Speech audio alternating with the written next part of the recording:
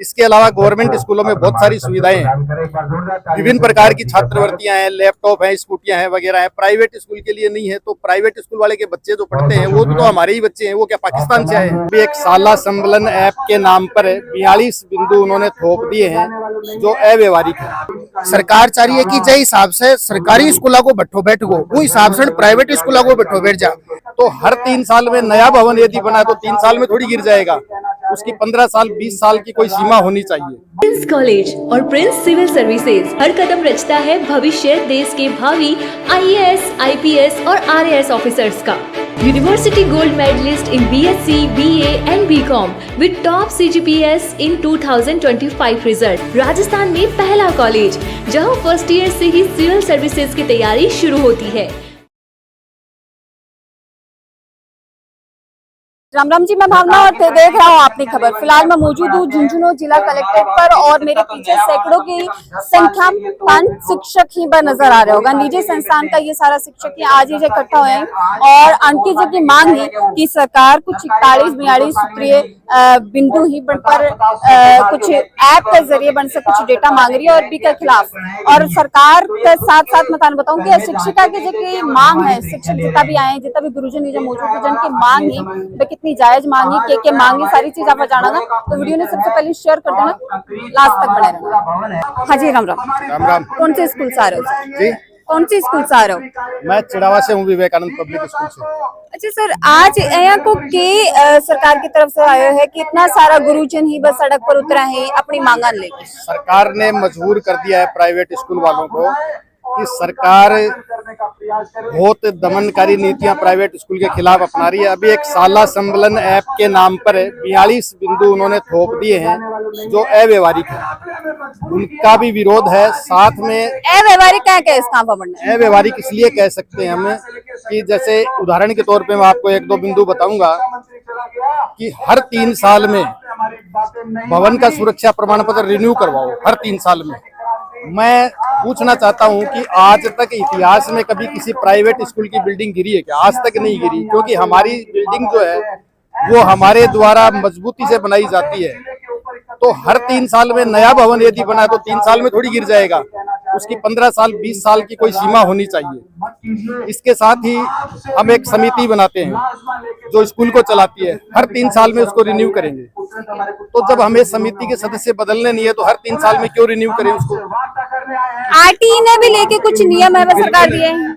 RT में सरकार स्कूलों को फीस देती है तो 2-2, 3-3 साल निकल जाते हैं, फीस नहीं आती। जो हमारी पूरी फीस है वो भी नहीं देती, साथ में बुक्स भी उसी में दो, पठन सामग्री है वो भी उसी में दो। जब फीस पूरी नहीं है फिर उसमें बुक्स और दो, वो फीस भी 3-3 साल तक नहीं दी जाती है, 2-2, 3-3 साल निकल जाते हैं।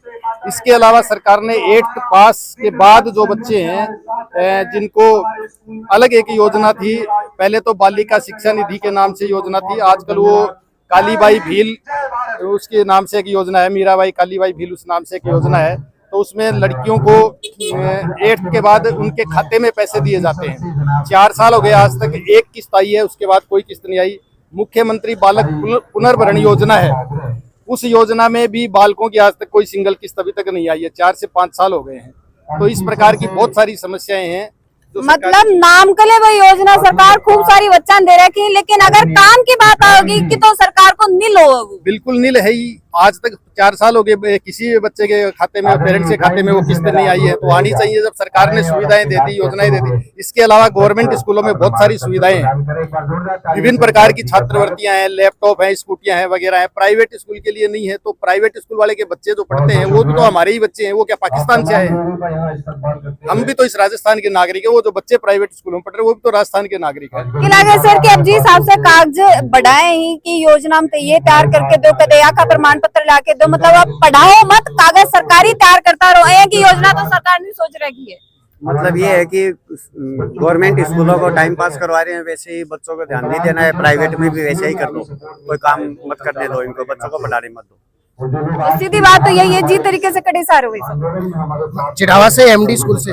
अच्छा, आज काफी संख्या में जो टीचर्स मौजूद हैं और ये गुरुजन लगातार बच्चा के क्लास नहीं 8-8-9 घंटा खड़ा रह के बच्चा पढ़ाओ, भविष्य देश को बना रहे हो, उनको बावजूद आज सड़का पर आना पड़ रहा है। हमारी कुछ मांगा ही, बंडो मुख्य मांग के है।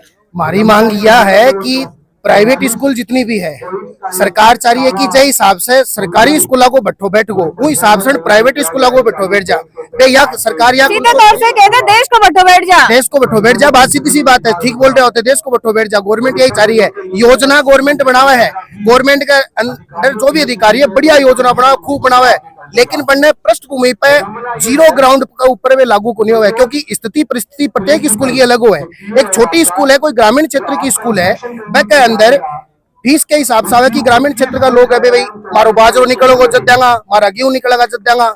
अब स्कूल में फीस को नहीं आ रही, आरटी के तहत जो गवर्नमेंट की तरफ से मिला है प्राइवेट स्कूल है वे भी 4-5 साल से यदि को नहीं आ रहे हो तो उसके अंदर जो लोकल टीचर काम कर रहा है, छोटा टीचर काम कर रहा है, वे क्या करेगा? बड़े को घर का चलोगे, बड़े का टाबर कया तो पढ़ेगा, कया खावेगा।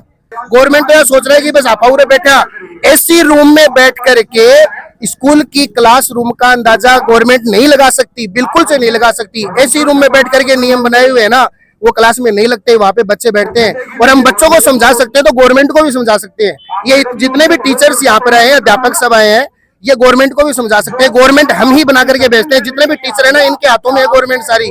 कोई भी पुलिस अधिकारी, कोई भी कलेक्ट्रेट हमसे ही पढ़ करके जाता है, हमारे जैसे किसी टीचर से पढ़ के आया है। इन गुरुजनों का सम्मान पूरी गवर्नमेंट को करना चाहिए और जो भी पुनर्गठन आरटी के तहत बकाया है सबका वापस करना चाहिए, ये कहना है। अच्छा, नया सारा नियम सर अभी भी लगाया गया है, नियम वापस तारो के कहना के मानना मांगे स्कूल को लेकर है भाई, स्कूल की जो मैनेजमेंट है उस पर एक्स्ट्रा प्रेशर है, उस प्रेशर को रिलीज कर। तो प्रेशर के साथ साथ एक माँ यह भी मुश्किल है सामना ये कि क्योंकि बर्डन सिर्फ मैनेजमेंट पर कोने वो टीचर्स पर भी बिल्कुल देखना मिला है, कड़ी से कड़ी जुटती चाल आगे जा है। भारत अपने 150 करोड़ की जो आबादी है उसमें प्रेशर कभी रिलीज नहीं होगा, वो बैलेंस करना होगा। हम ये सोचे कि वो प्रेशर रिलीज हो जाएगा, वो कभी नहीं होगा। खाली बैलेंस कर सकते हैं चीजों को, प्रेशर रिलीज नहीं होगा। कड़े से आ रहे होते कटरे से, मैं दिल्ली से हूँ और अभी इधर हूँ पिलानी में। दिल्ली से थे हो सर। एक एजुकेशन सिस्टम की अगर बात करी जाए तो राजस्थान के एजुकेशन सिस्टम में और दिल्ली के एजुकेशन सिस्टम में कितों के फर्क नजर आया? जो राजस्थान है वो उभरता हुआ एजुकेशन के मामले में, दिल्ली और जो बड़े शहर हैं वहाँ व्यवस्था बहुत चरमरा रही है, तो यहाँ बेटर अपॉर्चुनिटी है, तो यहाँ ज्यादा जरूरी है कि गवर्नमेंट थोड़ा सा। इतना सारा टीचर से बेड़ा हो रहा हो, लगातार यहाँ खून जो पसीना पसीना हो रहा हो, हमारी उचित मांग है, उसके लिए हम मांग कर रहे हैं। गवर्नमेंट हमारे साथ विश्वास सर मांग ये सरकार सुने क्यों को नहीं जाता? मास्टर टावरा ने पढ़ावे ही तो क्लास में खड़ा खड़ा पसीनो भावो करो, आज जब धूप में खड़े होके भाव लाग रहे हो, आके आँख क्यों कौन खुला लाग रही? अभी आँख तो जब प्रेशर पड़ेगा ना तब अपने आप ही सब सेटल हो जाएगा। आज सैकड़ों की संख्या में जब मांग उचित मांग होती है, वो दबाई नहीं जा सकती है। सरकार गुमराह कर रही है और जल्दी ही मैं समझता हूँ कि सरकार को चेतना आ जाएगी और हमारी जरूर सुनाई होगी। अगला कदम क्या रहेगा अगर सरकार सुध में नहीं आई? से आंदोलन करेंगे और अभी जो कमेटी जो निर्णय लेगी उसके हिसाब से हम आगे की जो कार्रवाई है उसमें एकमत होके और आगे जुड़ जाएंगे। मतलब ये सरकार की सोच मतलब हम खुद भी नहीं समझ पाए, क्योंकि सरकार में जिसको एजुकेशन मिनिस्टर बनाया है या जो गवर्नमेंट है उनकी तो पूरी रिस्पॉन्सिबिलिटी होनी चाहिए कि ऐसा माहौल ही ना हो। और ये तो एक शिक्षक हमको अपना पूरा जीवन देते हैं बच्चों को और उनके लिए हम काम कर रहे हैं, तो उनको तो चाहिए कि हमारी बात सुने। बल्कि इतनी भीड़ इकजुट होने की जरूरत ही नहीं थी। सरकार को चाहिए जैसे अगर 5 मेंबर भी आके बोल रहे हैं उसको भी प्रायोरिटी पे लेके सुनना चाहिए, क्योंकि हमारी मांगे नाजायज भी नहीं है, ना हम सरकार के खिलाफ, सिर्फ हम चाहते हैं कि नीतियों को थोड़ा फ्लेक्सिबल बनाया जाए। सरकार चाहे तो कुछ ग्रेडिंग सिस्टम भी ला सकती है, जैसे मैं एजुकेशन ही नहीं आपको बोल रही हूँ, आपने होटल देखा है, होटल में 3 स्टार होटल होते हैं, 5 स्टार होते हैं। अगर गवर्नमेंट ये नियम ले आए कि होटल 5 स्टार ही होंगे, उसके अलावा होंगे ही नहीं, तो आप देखिए जो गरीब आदमी है उसको कैसे फैसिलिटी मिलेगी? तो ऐसा एजुकेशन सिस्टम में क्यों नहीं करें कि वो चाहे तो अगर वो ये जांच भी कर रही है, जांच के बाद वो स्कूल्स को ग्रेड दे सकती है कि A ग्रेड स्कूल है, B ग्रेड है, C ग्रेड है। तो ये फैसिलिटी के मुझे लगता है सरकार को प्राइवेट स्कूल ऑलरेडी अपना स्टैंडर्ड मेंटेन कर रहे हैं, अच्छी बिल्डिंग है, मेंटेनेंस है, क्योंकि वो खुद अपनी खड़े होकर बिल्डिंग बनवा रहे हैं, तो वहाँ पे तो ऐसा कुछ नहीं है कि कोई ठेकेदार गलत मटीरियल बनाएगा या बिल्डिंग गिर जाएगी। मतलब जहां तक मुझे लगता है सरकार को नियम जो बनाने चाहिए वो गवर्नमेंट स्कूल्स के लिए बनाने चाहिए। अगर गवर्नमेंट स्कूल्स पे फोकस किया जाएगा तो मतलब कंपटीशन अपने आप ही हो जाएगा। मेरे मानना मैडम कि अगर रूल्स बनाना ही तो पूरे एजुकेशन सिस्टम के लिए समांतर रूल्स होना चाहिए। कोई के साथ भेदभाव सरकार ने नहीं करना चाहिए कि प्राइवेट संस्थान ने एक अलग तराजू में तोल रहा हो, सरकारी संस्थान ने एक अलग तराजू में। हमारे लिए अगर कुछ जरूरी है तो देश को युवा होना चाहिए, देश में शिक्षा होनी चाहिए, और शिक्षा के लिए कोई भी रूल हो वो सबके लिए सम्मान होना चाहिए। इतना सारा सैकड़ों टीचर्स जहाँ मौजूद है, झुंझुनू कलेक्टेड पर फिलहाल मौजूद है, और जबकि भी उनकी मांग है, तो जितनी भी जायज मांगे बनकर सरकार ने सहमति बनानी भी चाहिए, क्योंकि ये वह शिक्षक ही जो को रोज सुबह उठ के हजारों युवाओं को भविष्य बनाने के लिए निकले हैं। आके बनाएड़ा इंजीनियर्स, डॉक्टर्स और इंजीनियर्स और ना जाने अलग अलग फील्ड में कितना सारा कर्मचारी व कार्यरत ही, और लगातार ही अपनी सेवा देने लग रहे हैं। तो बहुत सारी चीजों को सरकार भी थोड़ा ध्यान दे, और कमेंट करके हम जरूर से बतानी है कि जायज मांग कितनी थी, और वीडियो ने आगे शेयर कर देना। बड़े रहना अपनी खबर के साथ।